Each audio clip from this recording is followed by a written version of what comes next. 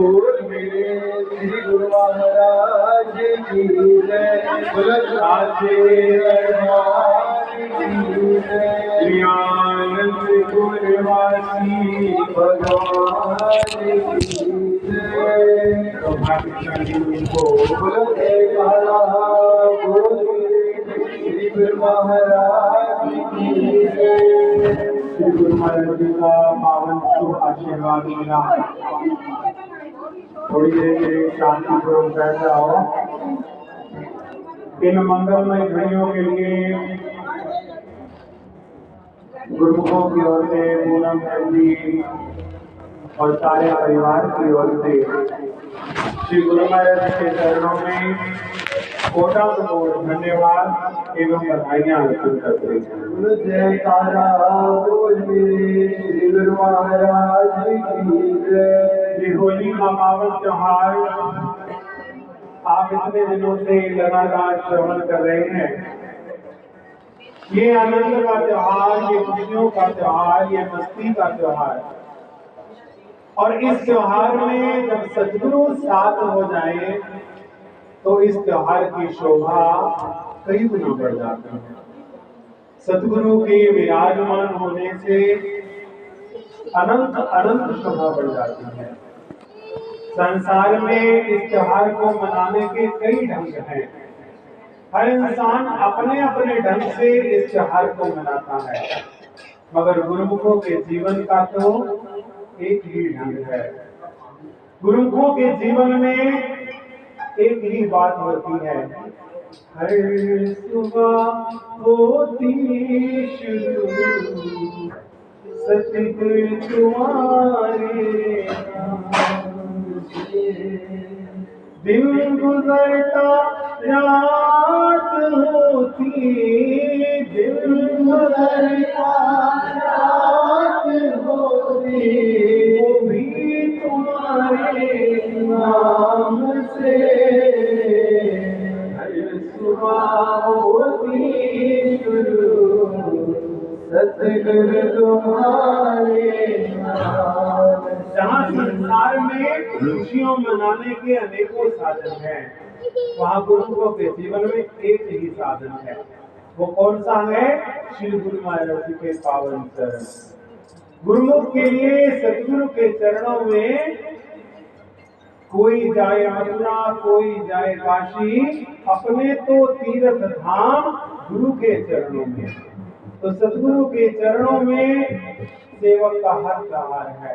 तो उसी अनुसार फिर सतगुरु इस संसार में आप अनेकों इतिहासों के अंदर श्रवण करते हैं कि जिसको सतगुरु का संग मिल गया, जिसको सतगुरु का रंग मिल गया, उसके जीवन में परिवर्तन 101% कन्फर्म है।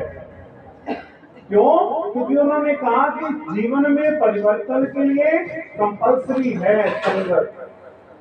आप अनेकों बार श्रवण करते हैं कि एक बेल कुएं की मुंडेर के पास लगाई जाती है, वो कुएं की गहराई में उतर जाती है। एक बेल पेड़ की जड़ के पास लगाई जाती है, वो पेड़ के चोटी से भी ऊपर चली जाती है। और एक पेड़ मैदान में लगाई जाती है, ना वो नीचे जा पाती है, ना वो ऊपर जा पाती है, वो अपने आप में उलझ कर रह जाती है। इसी प्रकार जीवन में संगत का महत्व है। जिनको कुसंगत मिलती है, वो कुसंगत के प्रभाव से इतने नीचे उतर जाते हैं, इतने नीच हो जाते हैं कि नीच से नीच कर्म करने में भी उन्हें कोई शर्म नहीं आती, कोई लिहाज नहीं आता, कोई दिक्कत नहीं आती। और जिनके जीवन में जो सत्पुरुषों की संगत करते हैं, ऊंचों की संगत करते हैं, सुना ना, मैं नहीं मेरा मुर्शिद ऊंचा। सतगुरु ऊंचे हैं, तो ऊंचों की संगत करता है तो सतगुरु अपने सेवक को अपने समान बना लेते हैं। और जो ना नीचों की संगत करता है, जो ऊंचों की संगत करता है, वो कंफ्यूज होकर के जिंदगी बिता देता है। उसकी जिंदगी से कंफ्यूजन ही दूर नहीं होती, उसकी जिंदगी कंफ्यूजन में ही बीत जाती है। और प्रेमियों, सत्संगत, सत्पुरुषों की संगत, गुरु की संगत एक ऐसा अनमोल खजाना है कि जिसके जीवन में गुरु की संगत होती है तो प्रेमियों उसका कल्याण निश्चित है। जाको गुरु ने रंगिया कब होना हो एक रंग। पिछले दिनों की सत्संग के अंदर वर्णन आ रहा था कि जिसको सतगुरु रंग देते हैं, जिसको सतगुरु रंग देते हैं वो कभी कुरंग नहीं, बदरंग नहीं हो सकता। अब सतगुरु का रंग, सतगुरु तो सबको रंगते हैं, फर्क नहीं रखते, छोटे बड़े में, अपने बेगाने में, ऊंच नीच में कोई फर्क नहीं रखते, वो तो सबको रंगते हैं। अब रंग क्या चढ़ा, कितना चढ़ा, कैसे चढ़ा, ये सेवक पर डिपेंड करता है। इतिहास में श्रवण करते हैं ना, श्री गुरु नानक देव महाराज जी सबके लिए वही है, वही सतगुरु भाई लहना जी के लिए हैं, वही सतगुरु बाबा बुड्ढा जी के लिए हैं, वही सतगुरु बाबा श्रीचंद जी के लिए हैं, वही सतगुरु बाबा लक्ष्मीचंद जी के लिए हैं। मगर क्या लाभ सभी को एक जैसा मिलता है? नहीं। क्या सतगुरु फर्क रखते हैं? नहीं। फर्क किसमें है? अपनी पात्रता में। और जिसका जैसा पात्र होता है उसको उसके अकॉर्डिंग लाभ मिलता है। अगर हमारा पात्र शुद्ध है, बड़ा है, तो याद रखो सतगुरु तो इस संसार में प्रकट ही रंगने के लिए होते हैं। उनका और कोई लक्ष्य नहीं होता, उनका और कोई काम नहीं होता, वो तो रंगने के लिए आते हैं। क्या रंगने के लिए? नाम रंग, प्रेम रंग, भक्ति रंग, परमात्मा के रंग में रंगने के लिए। महापुरुषों का आविर्भाव जब जब होता है, जब जब होता है, तो नाम से जोड़ने की बात करते हैं, नाम जपने की बात करते हैं, परमात्मा की बात करते हैं, भगवान की बात करते हैं, भगवान से मिलने की प्रेरणा देते हैं। और प्रेमियों याद रखना, जो सतगुरु की संगत करता है उसका कल्याण निश्चित है, और जो सतगुरु की संगत नहीं करता उसका विनाश निश्चित है। क्यों? क्योंकि इंसान एक सामाजिक प्राणी है। अगर वो अच्छी संगत नहीं करेगा तो बुरी तो करेगा ही करेगा।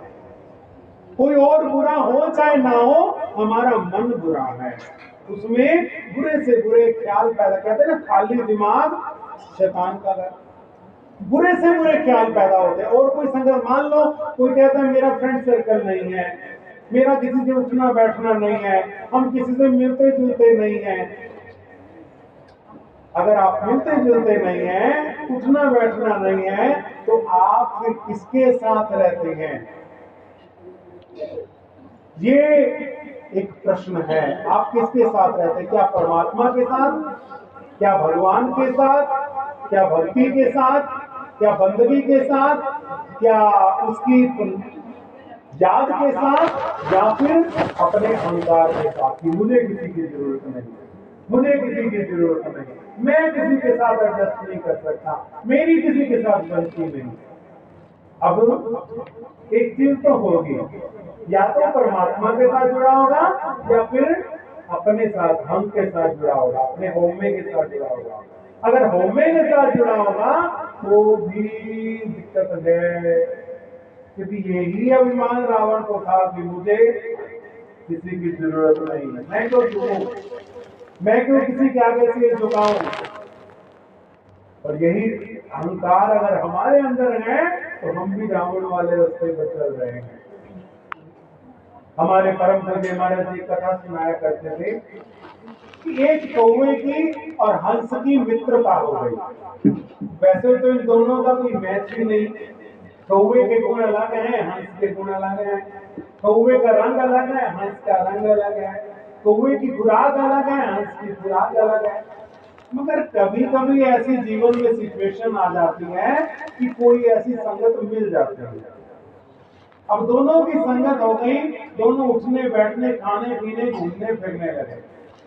कहते कि एक बार की ऐसी रचना हुई कि जंगल में एक पेड़ के नीचे राजा सो रहा था। उसी पेड़ के ऊपर कौवा और हंस दोनों बैठे थे। अब ना जाने क्या हुआ, एकदम जैसे ही कौवा उड़ा, उड़ते उड़ते उसने बीट कर दिया और वो बीट सीधी राधा के मुंह पर गिरी। अब राधा के मुंह पर बीट गिरी, एकदम राधा की आंख खुल गई। आंख खुली तो सामने क्या देखता है, ऊपर देखता है तो हंस बैठा है। सिपाहियों को इशारा करता है कि तीर छोड़ो। सिपाही तीर छोड़ते हैं, तीर निशाने पे लगता है, हंस जो है वो तीर लगने से घायल होकर नीचे गिर जाता है। कोई संत बैठे देख रहे थे तो उन्होंने बड़ा सुंदर वर्णन किया कि हे राजन, ये हंस क्या कह रहा है। राजन तेरी नींद में जिसने डाला भंग, वो काग था मैं हंस हूँ, मरा दुष्ट के संग। हे राजन, तेरी नींद में जिसने भंग डाला था वो तो कौवा था और मैं हंस हूँ। मुझे मरना क्यों पड़ रहा है, क्योंकि मैंने दुष्ट की संगत की है। अब हमारी कितनी अच्छी किस्मत है कि हमें श्री गुरु महाराज जी ने अपनी पावन संगत रखी है। महाराज जी वर्णन करते ना, मेरे माधव जी सत्संगत मिले तो तरया, गुरु प्रसाद परम पद पाया, सुखे कासट दरिया। मेरे माधव जी सत्संगत मिले तो तरया। सतगुरु की कृपा से जिसको संगत मिल जाती है उसका कल्याण निश्चित है। तो यही होली का संदेश है। होली का इतिहास भी यही बताता है, होली का उपदेश भी यही है, होली का संदेश भी यही है। प्रहलाद ने हरि की संगत की तो अग्नि जला नहीं पाई। अब हम देख लें कि हम किसकी संगत कर रहे हैं। हम अपने आप को टटोल लें, अगर हम हरि की संगत कर रहे हैं तो फिर संसार में कोई कितना ही हमारा बुरा चाहने वाला हो, हमारी आंख नहीं उठाकर देख सकता। और अगर हमने परमात्मा की हरि की संगत नहीं की तो फिर हम खुद जिम्मेवार हैं। अब प्रेमियों, होली संदेश यही देती है, होली का उपदेश यही है। चाहे मनाने के ढंग अलग अलग हो, मनाने के ढंग कई प्रकार के हो, मगर शिक्षा तो होली यही देती है ना।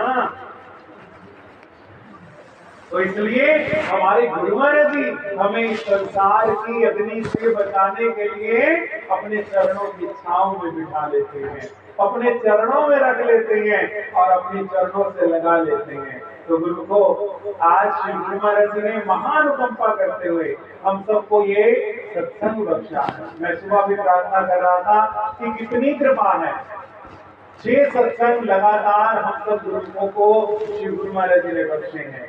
हम सब सेवक कृतार्थ हो गए हैं। तो इन पलों की संभाल करें, इन क्षणों की संभाल करें, अपने हृदय रूपी दामन में इन पलों को संजो ले, ताकि गुरु महाराज जी का भी आशीर्वाद मिले, जीवन का भी कल्याण हो, महापुरुषों की कृपा प्राप्त हो जाए। गुरु जयकारा, गुरु श्री गुरु महाराज जी जय।